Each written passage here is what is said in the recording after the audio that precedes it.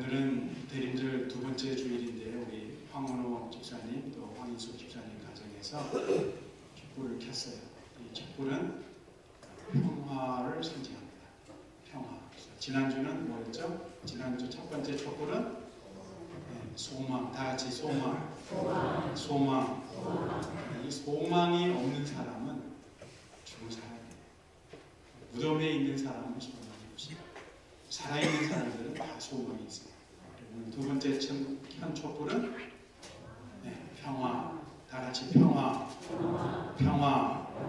소망과 평화가 충만한 삶을 우리들이 누려야 될 텐데요. 2013년 대림의 계절에 우리들의 각자의 심령 속에 우리 모두의 가정과 또 우리 교회에 이 평화가 충만하기를 기도합니다. 또 혼란스러운 세상에 사는 사람들도 주님의 그 평화를 누릴 수 있게 되기를 기도합니다. 예수님이 이 세상에서 마지막으로 제자들에게 주신 것이 있는데 그것이 무엇인지 혹시 아세요? 예수님이 제자들에게 마지막으로 주신 것, 그것은 주님의 평화입니다. 주님의 평화. 요한복음 14장 27절에 예수님이 이렇게 말씀하십니다. 평안을 너에게 끼치노니 곧 나의 평안을 너희에게 주노라. 내가 너희에게 주는 것은 세상이 주는 것 같지 아니하니라. 너희는 마음에 근심하지도 말고 두려워하지도 말라. 예수님이 잡히시던 날 밤 두려움에 휩싸인 제자들에게 예수님은 주님의 평화를 그들에게 주셨습니다. 미국 남북 전쟁 때 한 나이 어린 병사가 치명적인 부상을 입었습니다. 그래서 군목이 이 병사의 옆에 한쪽 무릎을 꿇고 병사를 위해서 내가 무엇을 해줄 수 있을 것인가 하고 묻습니다. 그러자 이 병사는 군목에게 자기 어머니의 이름과 주소를 주면서 편지 한 통 써달라고 부탁을 합니다. 그리고 주머니에서 자신의 피로 붉게 물든 성경을 군목에게 주면서 말하는 거예요. 군목님, 내 어머니가 주신 이 성경을 읽어주세요. 요한복음 14장을 읽어주세요. 그래서 이 군목이 피에 젖은 그 성경을 펼쳐서 요한복음 14장을 읽기 시작합니다. 너희는 마음에 근심하지 마라. 하나님을 믿으니 또 나를 믿으라. 내 아버지 집에 거할 곳이 많도다. 물론 한국말로 읽지는 않았어요. 영어로 읽었지. 이 군목이 계속 요한복음 14장을 읽어갑니다. 병사는 조용히 군목이 읽어주는 성경 말씀을 듣습니다. 그러다가 27절에 이르렀습니다. Peace I leave with you. My peace I give unto you. 평안을 너희에게 끼치노니 나의 평안을 너희에게 주노라. 내가 너희에게 주는 것은 세상이 주는 것 같지 아니하니라. 너희는 마음에 근심하지 말고 두려워하지도 말라. 이 구절을 들려주자 이 병사가 군목에게 고통 가운데 말합니다. Tell my mother, I have the peace. 내 어머니에게 말씀해 주세요. 제가 그 평화를 가졌다. Tell my mother, I have the peace. 그리고 이 병사는 숨을 거두었습니다. 여러분은 이 평화, 주님이 주신 평화를 소유하고 계세요. 근심도 없고 두려움도 없는 주님이 주신 평화, 우리에게 약속된 평화고 우리가 이 땅에서 누릴 수 있는 평화입니다. 이 평화를 원하면 또 누리기 원한다면 예수님께 가세요. 그리고 주님 주신 그 평화를 받아 누리세요. 폭력과 전쟁, 불법과 테러가 끊이지 않는 이 세상에서 사람들은 애타게 평화로운 세상을 꿈꾸고 있지만 그 평화는 오직 예수 그리스도 안에서만 가능합니다. 다른 길은 없어요. 오늘 말씀은 때가 되어 다시 오실 예수 그리스도로 말미암아 온 세상이 누릴 완벽한 평화를 우리에게 보여줍니다. 그런데 이 평화는 어느 누구도 생각지 못한 곳에서 시작되었습니다. 1절 말씀에 이새의 줄기에서 한 싹이 나며 그 뿌리에서 한 가지가 나서 결실한다고 말씀합니다. 이 이새는 다윗 왕의 아버지인데 유대 땅 베들레헴에 살던 한 평범한 사람이었고, 여기 줄기라는 단어의 원래 뜻은 큰 나무가 있는데 그 나무가 싹둑 잘려서 윗부분이 다 잘라져 버린 나머지 밑둥만을 말합니다. 그러므로 밑둥만 덩그러니 남은 부루터기, 생명이 없어 보이고 다 죽은 나무 같은 이새의 가문에서, 즉 다윗의 왕조에서 가까스로 한 싹이 나며 한 가지가 가늘프게 올라옵니다. 어렵게 정말 신기하게 어느 누구도 상상치 못한 가느다란 줄기가 힘겹게 올라옵니다. 이 한 줄기의 모습을 이사야 선지자가 53장에서 이렇게 말씀합니다. 그는 주 앞에서 자라나기를 연한 순 같고 마른 땅에서 나온 줄기 같아서 고운 모양도 없고 풍채도 없은즉 우리의 보기에 흠모할 만한 아름다운 것이 없도다. 이사야서 53장 2절 말씀입니다. 다 망한 듯 보인 그 다윗의 왕조에서 새로 나온 가느다란 한 줄기, 마른 땅에서 나온 보잘것없는 한 줄기는 베들레헴에서 태어나신 예수 그리스도입니다. 예수님은 이 땅에 평화의 왕으로 오셨건만 사람들은 알지 못했습니다. 이 땅의 모든 악과 폭력과 전쟁을 끝내고 진정한 평화를 이루려면 은빛 갑옷을 입고 백마를 탄 천하무적 용맹스러운 장수가 와야 된다고 사람들은 믿었습니다.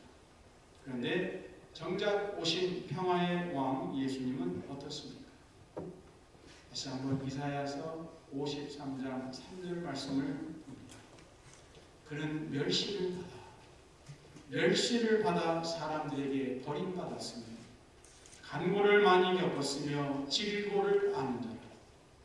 마치 사람들이 그에게서 얼굴을 가리는 것 같이 멸시를 당하였고 우리도 그를 귀히 여기지 아니하였다. 한번 저를 따라서요. 우리도 그를 귀히 여기지 아니하였다. 어떤 분은 이렇게 읽습니다. 나도 그를 귀히 여기지.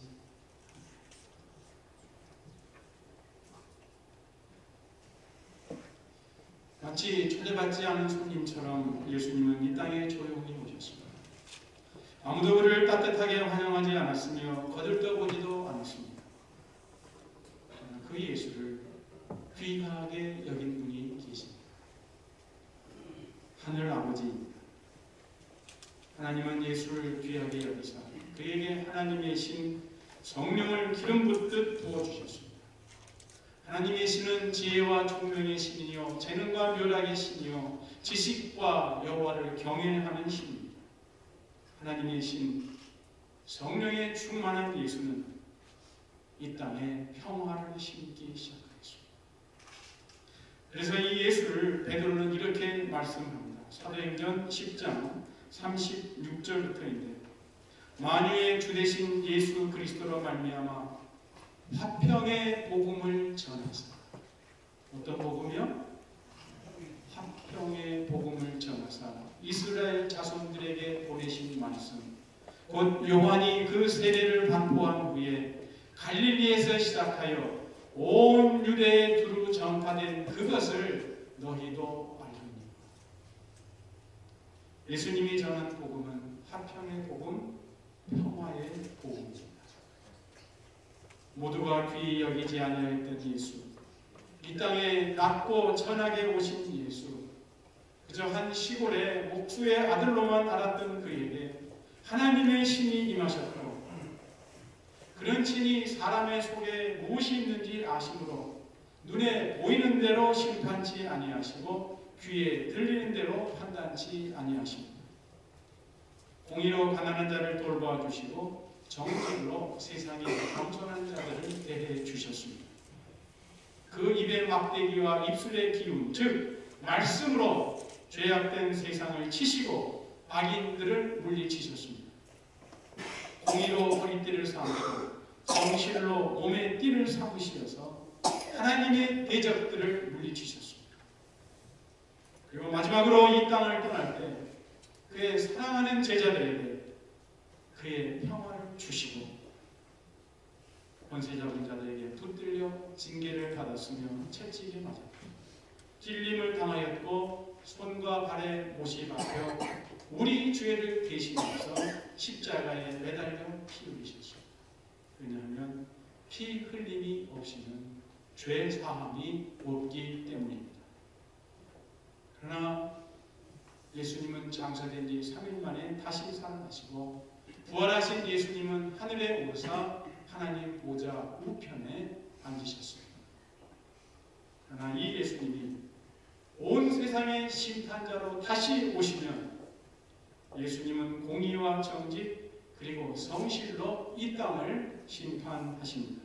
그래서 새로운 세계를 이룩하시며 이 땅에 심으셨던 평화와 풍성한 결실을 맺어 온 세상이 온전한 평화를 누리게 됩니다.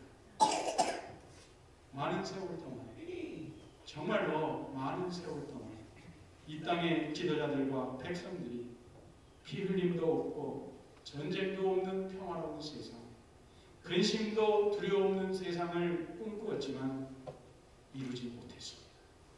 아니, 앞으로도 이루지 못할 것입니다. 그러나 그때가 되면 마치 태초에 하나님이 창조하시고 보시기에 심히 좋았더라 하시던 그때보다 더 좋은 새로운 세상이 눈앞에 펼쳐질 것입니다. 온전한 공의와 정의가 세워져 가난한 자들과 겸손한 자들이 높이 들림을 받고 악인들이 심판을 받음으로 진정 평화로운 세상으로 바뀌어집니다. 그런데 예수 그리스도는 인간들만의 평화가 아니라 짐승과 짐승들 그리고 짐승과 인간들 간에도 온전한 평화를 이루십니다. 그날의 그 모습이 오늘 6절부터 그림과 같이 그려져 있습니다. 어린 양은 이리의 달인데 어떻게 이리가 어린 양과 함께 지낼 수 있겠어요? 어린 염소는 표범의 발인데 어떻게 표범이 어린 염소와 함께 누워서 곁에서 잠잘 수 있겠나요? 그리고 7절에 보면은 암소와 곰이 함께 먹으며 했는데요. 이 말씀을 좀 더 정확하게 원문에 맞춰서 해석을 하자면 암소와 암곰이 함께 젖습니다. 암소와 암곰이 나란히 함께 새끼들에게 젖을 먹으면 그들의 새끼가 어떻게 함께 엎드릴 수가 있겠냐? 더군다나 사자가 소처럼 풀을 먹다니 상상이나 할 수 있겠습니까? 그날에는 식성만 변한 것이 아니라 품성까지 변했습니다. 조련사의 훈련을 통해 사자나 표범의 행동을 변화시킬 수는 있겠지만 그 식성까지 어떻게 변화시킬 수 있겠어요? 더군다나 장 먹는 아이가 독사에 구멍에서, 이 독사는 코브라입니다. 아프리카에서 사는 코브라. 그 코브라의 구멍에서 장난해도 아이의 어머니는 조금도 걱정하지 않습니다. 젖된 아이가 독사의 굴에, 여기 있는 독사는 살무사입니다. 살무사의 굴에 손을 넣어도 안전한 거예요. 하나님의 거룩한 산, 하나님이 거하시는 그 산 모든 곳에서 해치는 것도 없고 상하는 것도 없으며 그곳에는 두려움도 없으며 근심도 없습니다. 어떻게 이 놀라운 변화가 가능할까요? 물이 바다를 덮은 같이 여호와를 아는 지식이 세상에 충만하기 때문에 가능합니다. 여호와의 신은 지식의 신이며 여호와를 경외하는 신인데 여호와를 아는 그 지식이 세상에 충만할 때 하나님의 신 성령이 온 세상을 덮을 때 이 땅에 온전한 평화가 임하게 됩니다. 한 어린아이가 송아지와 어린 사자와 살찐 짐승을 함께 이끌었듯이 이새의 뿌리에서 솟아난 한 가지처럼 예수님이 오셔서 이 세상에 하나님의 평화를 심어 놓으셨습니다. 그리고 예수님께 가까이 있던 소수의 사람들, 사도들이 계속해서 그 평화를 세상에 전파하기 시작했습니다. 그런데 때가 되어서 예수님이 다시 오시면 온 세상은 예수님의 평화로 가득 찰 것이며 오늘 10절의 말씀처럼 예수님의 만민의 깃발이 되어서 모든 나라와 백성들이 그에게로 돌아오게 됩니다. 그런데 사실 이 말씀의 성취는, 이 10절 말씀의 성취는 이미 시작되었습니다. 우리가 바로 그 증인입니다. 하나님도 모르고 예수도 모르던 우리 이방인, 우리는 이방인이죠. 우리들이 지금 예수의 이름으로 이 자리에 모여 있잖아요. 그리고 지금도 이새의 뿌리에서 솟아난 작은 그 싹이 세상에 퍼지고 있고 앞으로도 퍼져서 세상의 모든 사람들이 그에게로 몰려올 것입니다. 이것이 여호와를 아는 지식이 세상에 충만할 때까지 교회가 감당해야 할 선교의 사명입니다. 그런데 그날 그때의 모습을 우리가 이 이사야서를 통해서 보면서 눈에 많이 띄는 단어가 몇 개 있어요. 뭐가? 함께라는 단어요. 그리고 어린이라는 말이에요. 연약하여 누군가가 돌봐줘야 할 기어다니는 어린아이들이나 그리고 어린 짐승들이 자신을 해칠 수도 있는 위험한 동물들과 함께 있어도 해받지 아니하고 상하지 않고 오히려 함께 어울리는 모습은 우리에게 감동을 주며 진정 평화스러운 모습임을 인정하지 않으려야 할 수가 없습니다. 이제 더 이상 숨거나 피하는 일이 없으며 싸움이나 피 흘림이 없습니다. 근심이나 두려움이 없습니다. 함께 먹고 함께 자고 함께 엎드리고 함께 시간을 보냅니다. 함께 지냅니다. 하나님의 거룩한 산에서 해됨도 없고 상함도 없는 온전한 평화를 누릴 수 있는데 그 하나님의 산이 오늘날 어디입니까? 그렇죠? 교회입니다. 그러므로 하나님이 우리 교회를 포함해서 이 땅에 있는 주님의 모든 교회들에게 원하시는 것이 있다면 그것은 주님의 평화요. 모두 함께 평화롭게 지내는 것입니다. 너와 나 사이에 장벽이 없으면 버리키는 것 없이 함께 먹고 함께 누우며 함께 지내기를 우리 하나님은 원하십니다. 주님의 교회에서 서로 해하거나 상하는 일은 하나님이 절대로 원하시는 일이 아니에요.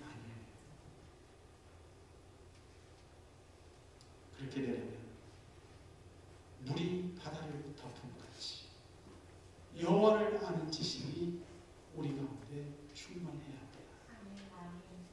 그래서 바울은요, 교회들에게 편지할 때 이렇게 기도합니다. 우리 주 예수 그리스도의 하나님, 영광의 아버지께서 지혜와 계시의 영을 너희에게 주사 하나님을 알게 하시고, 누구를 알게 하시고? 하나님을 알게 하시고. 에베소서 1장 17절 말씀. 또 골로새 교회에게 편지 보낼 때도 이렇게 말씀합니다. 이로써 우리도 듣던 날부터 너희를 위하여 기도하기를 그치지 아니하고 구하노니 너희로 하여금 모든 신령한 지혜와 총명에 하나님의 뜻을 아는 것으로 채우게 하시고, 하나님의 뜻을 아는 것으로 채우게 하시고, 그러면서 10절에 하나님을 아는 것에 자라게 하시고. 우리가 자라야 되는데 무엇에 자란다고요? 하나님을 아는 것에 자라게 하시고. 공의와 진실을 좋아하는 하나님, 겸손과 성실을 좋아하시는 하나님을 아는 지식이 우리 가운데 충만하고, 여호와를 경외하는 하나님의 영이 우리 가운데 충만해야 참된 평화를 누릴 수가 있습니다. 그러므로 하나님을 알려면 우리가 먼저 성령 충만을 갖는 거예요. 하나님의 소원, 그 깊은 소원 누가 알 수 있어요? 오직 하나님의 영이신 성령님만이 아시기 때문에 그렇습니다. 여호와를 아는 지식이 세상에 충만할 때까지 우리는 계속 성령 충만을 간구합니다. 사랑하는 교회 여러분, 예수님을 믿는 자들에게는 예수님이 주신 평화가 있고, 그리고 성령 하나님이 그 안에 거하십니다. 그렇다면 교회가 하나님의 평화를 이루지 못한다면 말이 될까요? 안 될까요?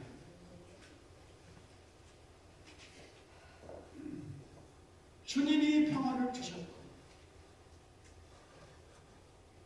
평강의 하나님의 영이신 성령이 우리 안에 거한다면 교회가 하나님의 평화를 이루지 못한다면 그건 말이 안 되죠.